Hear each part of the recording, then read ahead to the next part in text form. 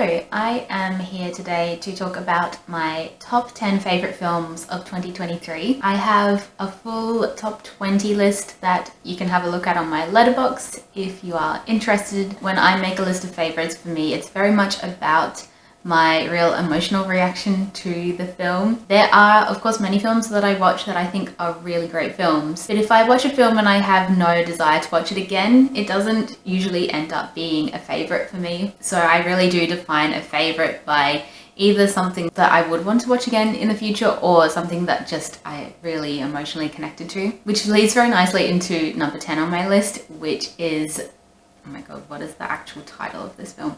It is The Hunger Games, The Ballad of Songbirds and Snakes. I was, of course, a teenager during the original Hunger Games era, though I did come to them a little bit late. I remember reading all 3 books when I was in year 12, so I was 17, and then the actual Hunger Games movies came out for every year that I was at university. But, you know, I was still in my late teens, early 20s when they came out, so they are incredibly nostalgic for me.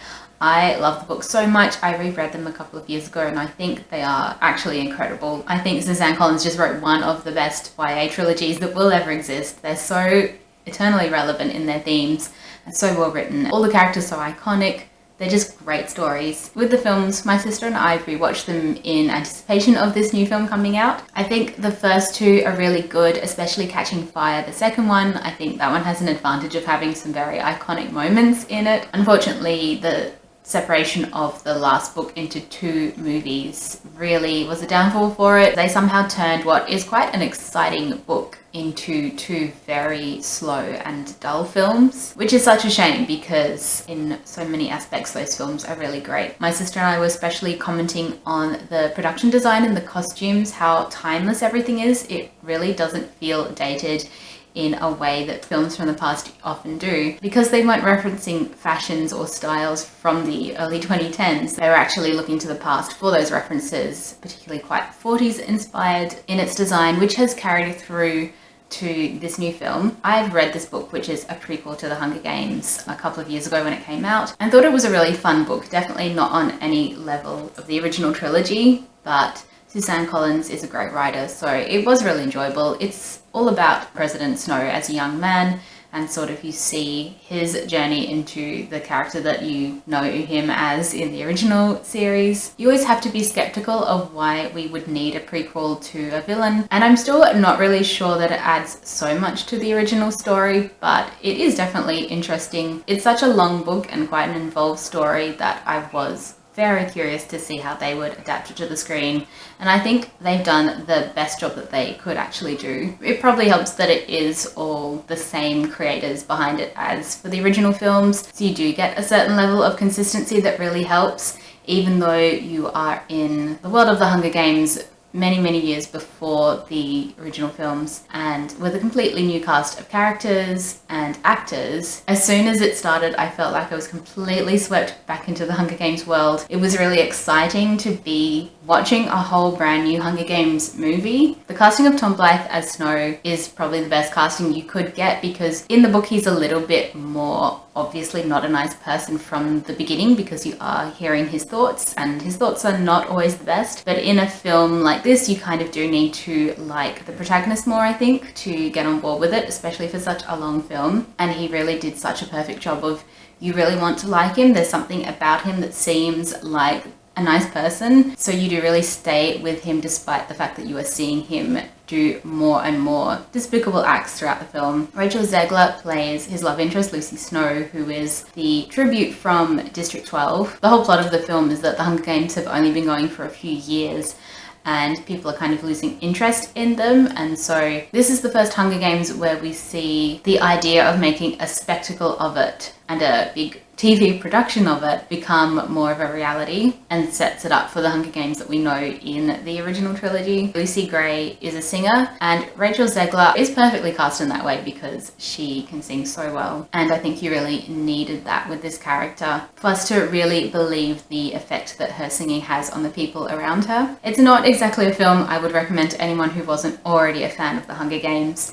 I just personally loved being back in the world, and it just almost feels a shame that there isn't more to come necessarily, unless Suzanne Collins decides to write some more books. They are really horrific films, but I think they talk about horrifying situations in a way that is very accessible, but without detracting from the horrificness of them in a way. At number 9 on my list is Theatre Camp.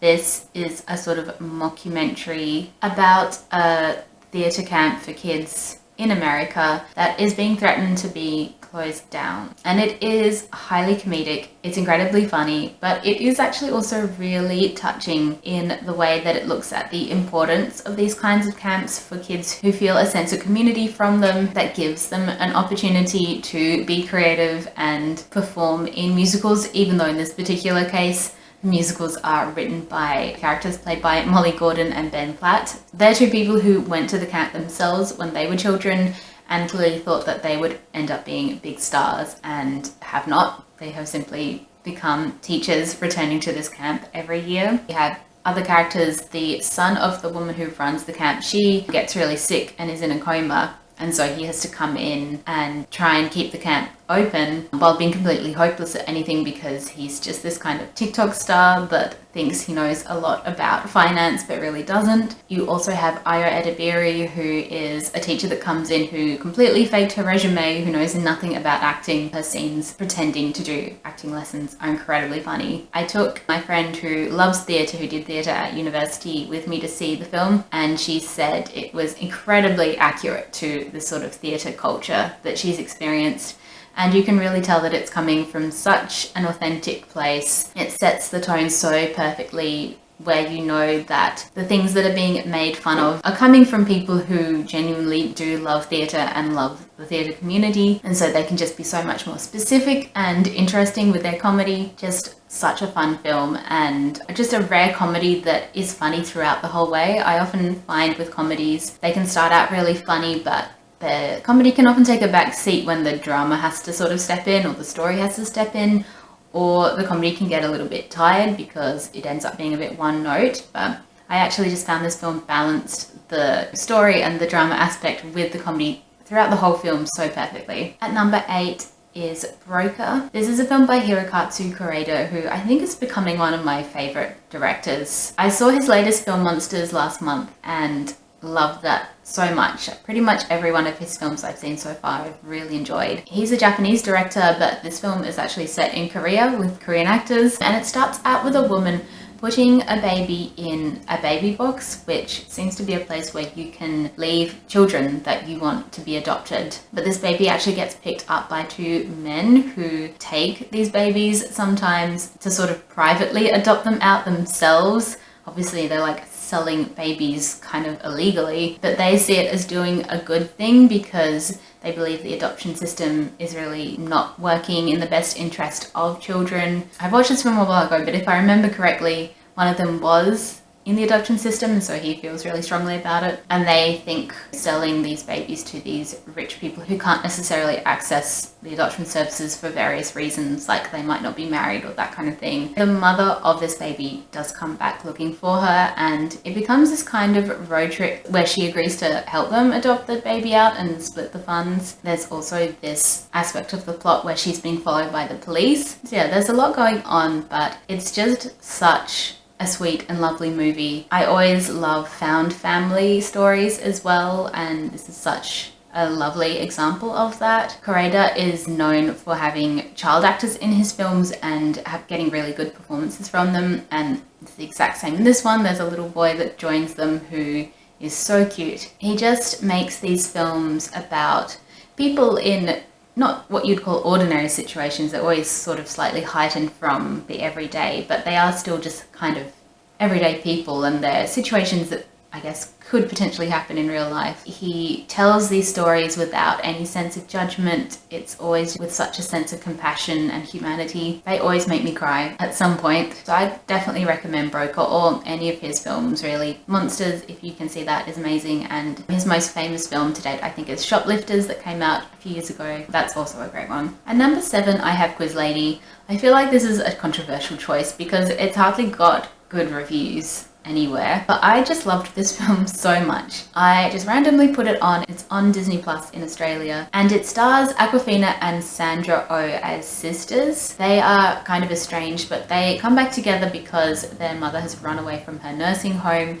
They discover she has gambling debts, and so they have to find a way to pay those debts off. Otherwise, Awkwafina's dog, which gets kidnapped, something bad will happen to it. Awkwafina's character has always been obsessed with this TV quiz show hosted by Will Ferrell, and Sandra Oh basically says, well, you're amazing at this quiz. If you go on it, we'll be able to win money and pay off all the debts. It's a really absurd plot when you explain it out loud like that. But when you're watching it, the performances of the two leads keep it kind of grounded, I think. It's also meant to be a really heightened comedy, and I found it really funny as well. I thought it all kind of worked weirdly well. I love stories about sisters, and it was a fun sort of switch around to see the younger sister be the sensible one and Sandra Oh be the kind of crazy, out of control sister as the older sister. I think Awkwafina often gets miscast as this kind of crazy character when I think she works best as the straight person to everyone else's crazy, and that's exactly what she does here, and I think she does it really, really well. Jason Schwartzman is also in this film as one of the contestants on the quiz show. He's kind of the running champion, and he is hilariously annoying. Tony Hale is also in this.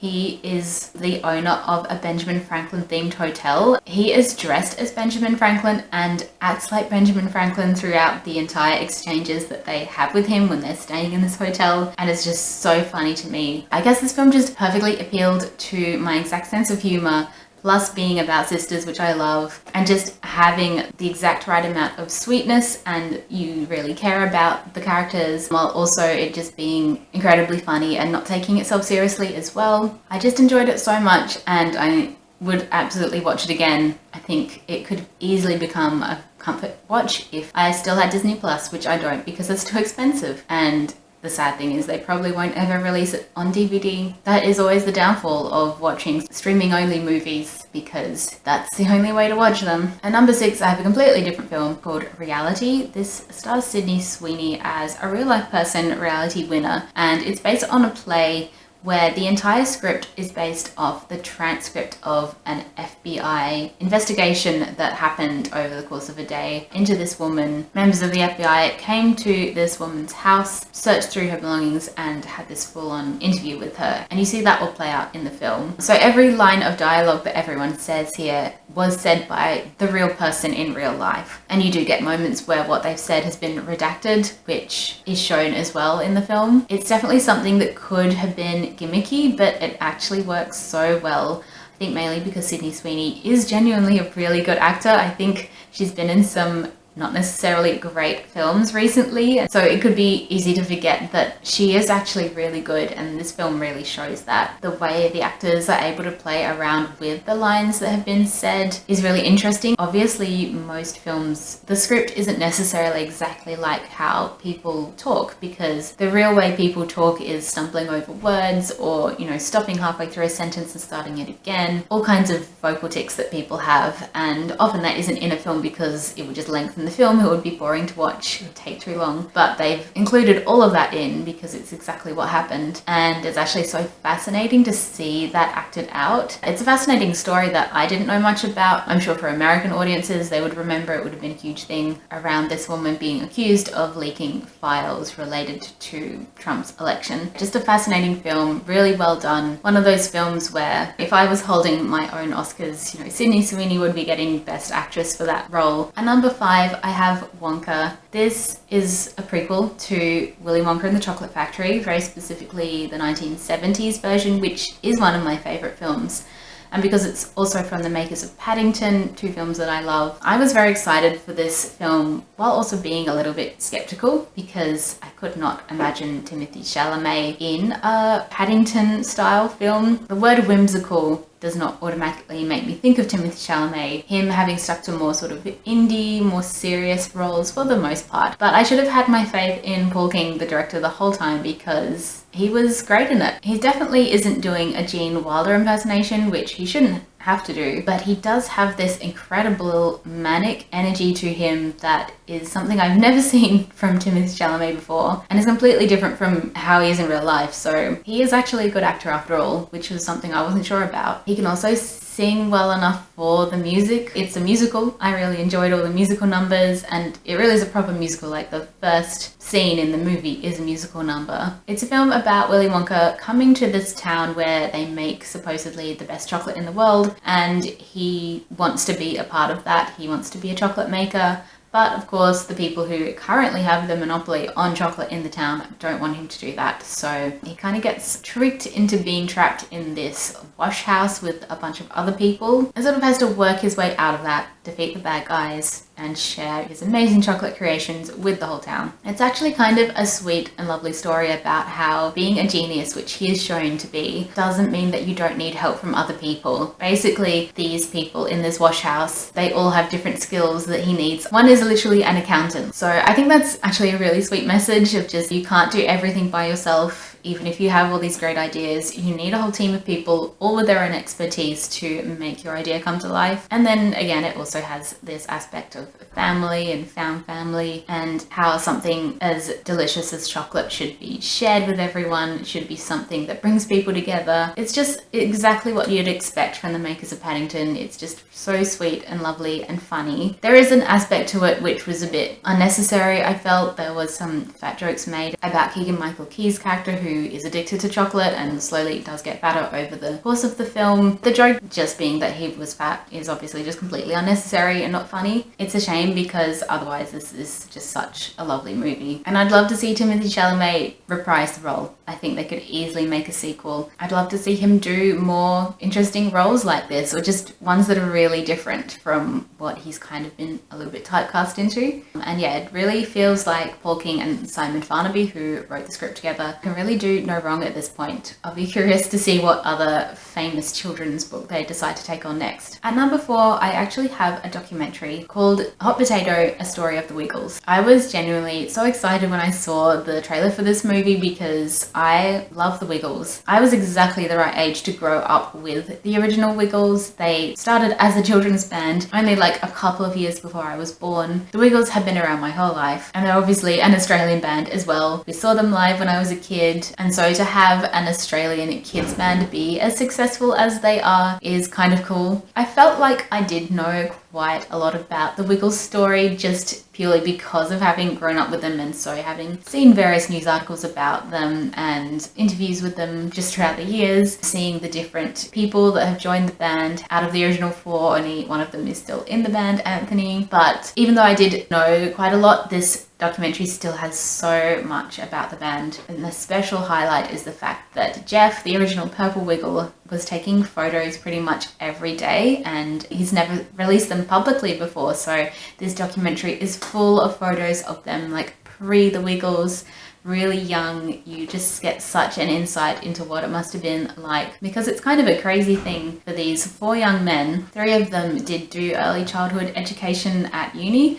Jeff was the only one who didn't, but they were all musicians. They were all in bands, but then kind of thought, why not use their love of like rock and roll music to create music for children? It was actually pretty revolutionary back then, and is the reason why their songs are still so catchy, because they are actually genuinely really good. This documentary made me cry so many times. The original 4 Wiggles have had so many health problems. We all know about Greg, who had to leave the band because of health issues, but every single one of them has had like heart issues. And then you see interviews with people of how much difference the Wiggles made to young kids who were going through really difficult times. They had this consistency of seeing the Wiggles and having their music. I haven't had the chance to go to one of their 18+ shows. I really wish I'd gone last time they came around, but I didn't know anyone who'd want to go with me. But I would love to go to one of those concerts, because it would be so much fun. The band has not been without controversy, because obviously when Greg left, they had to get another person in. He was called Sam. He was a little bit unceremoniously dumped when Greg decided he wanted to come back. So they did interview this guy, and he kind of just didn't want to speak on it in any great detail, but you could tell that he was still quite upset about it. There's just so much in this documentary. I think it's really cool to have what really is such an important part of Australian music history all in this one documentary. All these really in-depth and fascinating interviews with all of the band members. It's really great. I mean, even if you're not a Wiggles fan, I would recommend. It's such a good documentary. It's so well made. There's something about music documentaries that I especially love watching, even if I have no interest in the actual music itself. I don't even know why, but I'll always go for a music documentary. I think they're so fascinating. And number 3, I have Asteroid City, which is Wes Anderson's latest film. Wes Anderson for me is quite hit or miss. For me, it sort of goes on a scale, for the ones that I have watched anyway. I haven't seen all of them yet, but it goes on a scale between Moonrise Kingdom at the top and The French Dispatch right at the bottom. And yeah, especially The French Dispatch being his film before this one, I was sort of thinking maybe Wes Anderson just simply isn't for me. But this one I just absolutely loved. I have a full review of it on the channel, but there was just something about the setting of it being old Hollywood, of it being this meta thing of people putting on a play and then you're kind of seeing the play performed but not really. The references to old sci-fi movies and the setting of it in the desert and then also in this theatre. I also felt like he'd let his actors be a little bit freer in their performances this time. It didn't feel quite as clipped as it normally is, and I really like that because the deadpan for me I can find a little bit difficult. Actually, not a little bit. I can find it quite a lot difficult because I think for me I need my characters to be a bit more expressive for me to really care about them. I especially thought Jason Schwartzman's performance in this was so good. He has just had the best year. I mean, he was the most watched actor on Letterboxd last year on account of him being in Asteroid City and the Hunger Games movie, and he also did a voice in the Spider-Man film, and then he was also in Quiz Lady as well. But he just has such a sad and soulful performance. His wife has died and he hasn't quite told his 4 children about it yet. It was just so sweet. I felt like it was a Wes Anderson film of what I always wanted his films to be. At number 2 is You Hurt My Feelings. I really thought this was going to be my number 1 film for such a long time. I watched this in the middle of last year and it stars Julia Louis-Dreyfus. She is married to Tobias Menzies. She's an author and she is trying to write a novel following up her memoir that did relatively well, though everyone tells her it should have done better. And then she overhears her husband telling the husband of her sister that he doesn't actually like her new book, even though this whole time he's been saying he thinks it's amazing. And it's a classic Nicole Holdovers film, who's the director and writer, in that it is about these people who are fairly well off, and it's self-aware about how comfortable the lives of these people are and how minuscule their problems are in comparison. But it's also about how important our problems are to us when we're going through them. And it just is so sweet and funny, lovely to look at because everyone has like nice homes, but not like ludicrously nice homes. They're ones that you could imagine people living in. Everyone has nice clothes. They're always like eating food, walking around New York. I just really loved it. I love Nicole Holdovers films, and I love Julia Louis-Dreyfus. I just think she is so funny. And so at number 1, we have just one of my favorite films I've watched in such a long time, The Holdovers. I love that this has really become a big film on the internet as well. I feel like everyone is really getting on board, and I love it when I love a film that everyone else loves. But this stars Paul Giamatti as a teacher at a boarding school. It's a boys' boarding school during the 1970s, and he's not particularly well liked by anyone at the school because he's very sarcastic, very funny. He has been tasked with looking after the boys who have to stay at the school during the Christmas holidays. Only one boy ends up staying for the most part. That's a boy called Angus, who's played by Dominic Sessa, which crazily enough, he was actually a student at the school that they ended up filming at. They were just auditioning boys to see if anyone would work. And he just gave this incredible performance, having never done any professional acting before. Also still at the school is the head chef, Mary, played by Divine Joy Randolph. Again, it is this sort of found family story. The 3 of them take a lot of comfort in each other. Her son has recently died in Vietnam, so she is grieving, and Angus is incredibly upset about the fact that his mum and his stepdad have decided to go on a honeymoon over having him for Christmas. The relationship that forms between Angus and Paul Giamatti's character Paul is just so sweet and lovely. And what I really loved is they're not portraying Paul as being a surrogate father to Angus. He is actually just a friend, and I think that's really sweet because you can have a support system from friends instead, or just older people in your life. And then of course the setting of the film adds so much to it. It is set at Christmas. It's really snowing. They were so lucky with the timing that they filmed this because it genuinely did snow. It is filmed to look like it was filmed in the 70s. There's a graininess to it. It's just kind of everything that I love in a film. Definitely a film I will be probably watching every Christmas. The one film I watch every Christmas is While You Were Sleeping. It might become 2 films now, that and The Holdovers, because I actually just want to watch it right now if I could, but I will save it for Christmas. I was really lucky in that I got to watch it before Christmas because that's when the screening was, but it actually came out in Australia in the middle of January, which is insane to me because it's such a beautiful Christmas movie. If you haven't seen The Holdovers, it is worth the hype. I would highly recommend. Really hoping that it wins lots at the Oscars. It is definitely the film that I am particularly rooting for. So that was my top 10 of 2023. It was a really good year for films, I think. I obviously didn't put Barbie or Oppenheimer on my list. It is on my top 20 list. I think for those films, the experience of the Barbenheimer and being involved with that was probably more fun for me than the actual films themselves. Please tell me your favorite film from last year, so if I haven't seen it, I can add it to my watch list, and I will see you in my next video. Bye!